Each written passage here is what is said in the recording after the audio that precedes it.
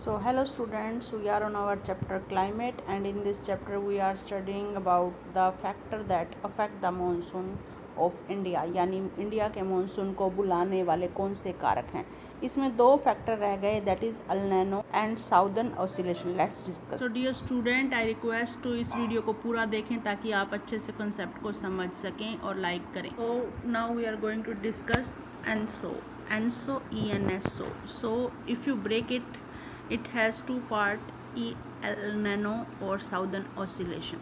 अल nano और southern oscillation दो parts में ये डिवाइड होकर बनता है एंसो। ये जो एंसो फिनोमिना है ये ज़्यादातर कहाँ होता है? ये होता है साउदर्न हेमिस्फीयर में, बिलो द इक्वेटर, इक्वेटर के नीचे। और ऑसिलेशन का मतलब होता है एक जगह से दूसरी जगह किसी चीज़ का मूव करना। अब आप कहेंगे ये कौन सी चीज़ है, तो ये है बेटा टेम्परेचर, ओशन करंट्स का टेम्परेचर, जो कि एक जगह से दूसरी जगह इस पिक्चर में आप देख रहे हैं मूव कर रहा है। तो लेट्स डिस्कस। अब हम बात करेंगे कि ये किस वाटर बॉडी के बारे में बात कर रहे हैं। तो आप जानते ही हैं कि एक huge water body that is Pacific ocean, हम इसकी बात करें, ये कहाँ घटित होता है? It occur in the Pacific ocean. और पैसिफिक ओशियन में साउथ अमेरिका में पेरू नामक जगह है जहाँ पर ये, और ऑस्ट्रेलिया से रिलेटेड है। अब इसके बारे में हम डिस्कस करेंगे कि ये इक्वेटर, ये पैसिफिक ओशियन में ही क्यों होता है। क्योंकि Pacific ocean as you know it lies nearby the equator, and on equator the sun rays fall direct and heat because of amount of heat this phenomena occurred. तो अब हमने देखा कि ये कहाँ होता है और अब हम देखते हैं ये कैसे होता है। तो इसको जानने के लिए सबसे पहले हम इसको तीन भागों में बांट लेते हैं। और पहला है नेचुरल फेस। तो वेरी फर्स्ट फिनोमिना पार्ट हम करेंगे नेचुरल फेस। नेचुरल फेस में आप देखिए कि जो है Pacific ocean is very warm ocean, यहाँ पर जो है इक्वेटर की किरणें सीधी पड़ती हैं। और अब आता है ट्रेड विंड्स। ट्रेड विंड्स जैसे कि हमने पढ़ा था कि ईस्ट से वेस्ट की तरफ चलती हैं और ये जो है ओशन करंट्स को, वार्म ओशन करंट्स को अपने साथ बहाकर ले जाती हैं।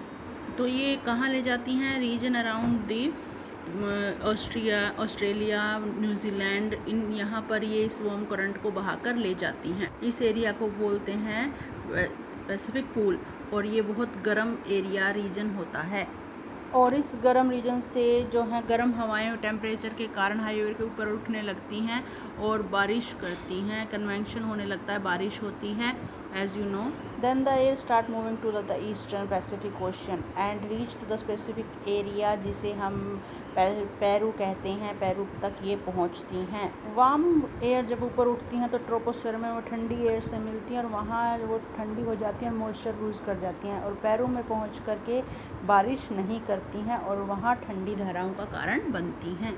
एज यू नो कि ये ठंडी होती हैं और ठंडी होने के कारण इनमें वाटर वेपर्स नहीं होते, ये अपने वाटर वेपर्स को, मॉइस्चर को छोड़ देती हैं। इसी कारण पेरू में बारिश नहीं होती, में फिर सूखा रह जाता है, इसको रिप्लेस करती रहती हैं और इसको कहते हैं walker circular. This is the simple face. अब सेकंड फेस है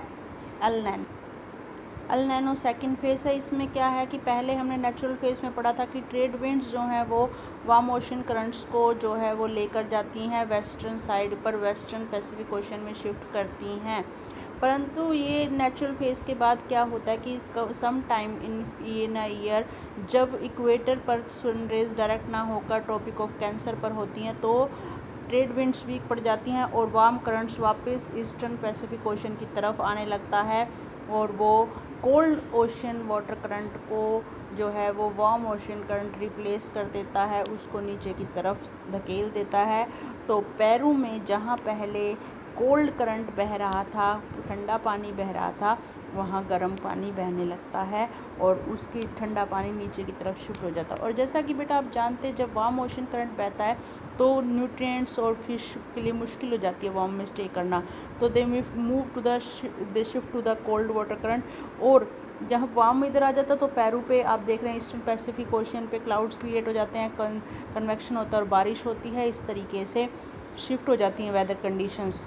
और ऑस्ट्रेलिया वेस्टर्न पैसिफिक ओशन में वहाँ कोल्ड वेदर करंट आने के कारण ड्राई हो जाता है, डिज़ास्टर आ जाता है, वहाँ पर सूखा पड़ जाता है और पेरू में बारिश होती है। जहाँ पहले उल्टा था कि बारिश पहले पेरू में नहीं होती थी, ऑस्ट्रेलिया में होती थी, न्यूजीलैंड में होती थी, अब वो उल्टा होकर पेरू में बारिश होती है। ये होता है 2 से 5 साल के बीच में। स्टेज है दैट इज़ लानिया, जिसे साउदर्न ऑसिलेशन बोलते हैं। इसमें क्या होता है, इसमें जो है आप देखेंगे कि वार्म ओशन करंट्स को कोल्ड ओशन करंट जो है ज़्यादा डेंस होता है, इसमें वार्म ओशन ट्रेड विंड्स फिर से स्ट्रॉन्ग हो जाती हैं और ट्रेड विंड्स जो हैं वो वार्म ओशन करंट को फिर से वेस्टर्न पैसिफिक ओशन की तरफ ले जाती हैं।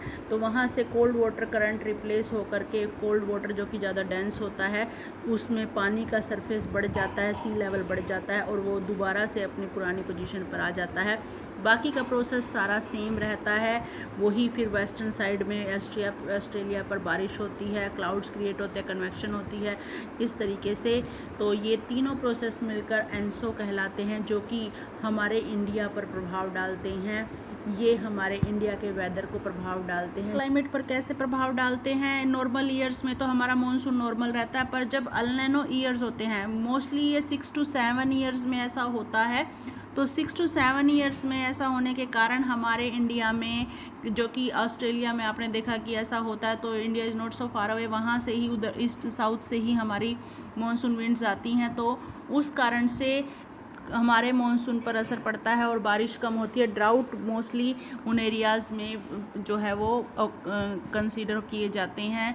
देखा जाता है कि ज़्यादातर सूखे पर उस समय जो है बारिश में कमी होने के कारण सूखा रहता है। इन दिस वे हमारे मानसून पर अल नीनो का या ENSO जिसे आप कहते हैं, दोनों का कॉम्बिनेशन, अल नीनो और साउदर्न ऑसिलेशन का इफ़ेक्ट पड़ता है। तो नेक्स्ट वीडियो में हम करेंगे withdrawal of monsoon, coming of monsoon and seasons of India. So please like and subscribe and continue reading.